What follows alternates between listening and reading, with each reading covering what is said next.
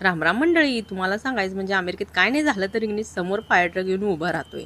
इथं कसं असतंय, जरा जरी फायर अलार्म वाजायला चालू झाला 5 ते 10 मिनिटात इथं ही फायर ट्रकच्या गाड्या येऊन उभं राहतात. तर बघा इथं 2 येऊन फायर ट्रकच्या गाड्या उभ्या राहिलेल्या. तर मेन म्हणजे समोरच्या बिल्डिंगमधनं मोठमोठ्याने फायर अलार्मचा आवाज येत होता आणि सगळी लोकं बाहेर आली.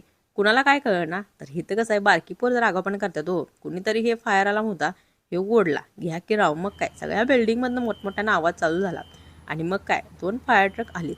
मेन म्हणजे कुणालाच काय कळत नव्हतं, कुठं काय झालंच नव्हतं. आणि मग त्यांनी बघून 5 ते 10 मिनिटांना निघून गेलीत. आणि मेन म्हणजे कसं आहे, इथं जरा जरी फायर अलार्मचा आवाज आला की घ्या की लगेच 2 फायर ट्रक येऊन उभं राहतात. मेन म्हणजे कसं आहे, तुम्हाला जर तब्येत बरी नसली आणि एक कॉल केला असा तरी ॲम्ब्युलन्सबरोबर फायर ट्रक, पोलीस ह्या तिन्ही गोष्टी येऊन उभं राहतात.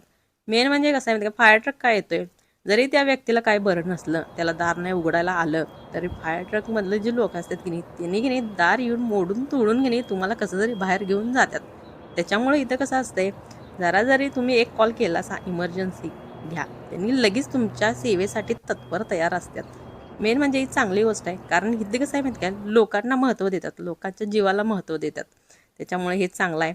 आणि मेन म्हणजे हे बघा, ॲम्ब्युलन्स बी त्याच्याबरोबर येत्याच. अशा गोष्टी ह्या चांगल्या आहेत. तुम्हाला जर व्हिडिओ आवडला तर नक्की लाईक करा, कमेंट करा.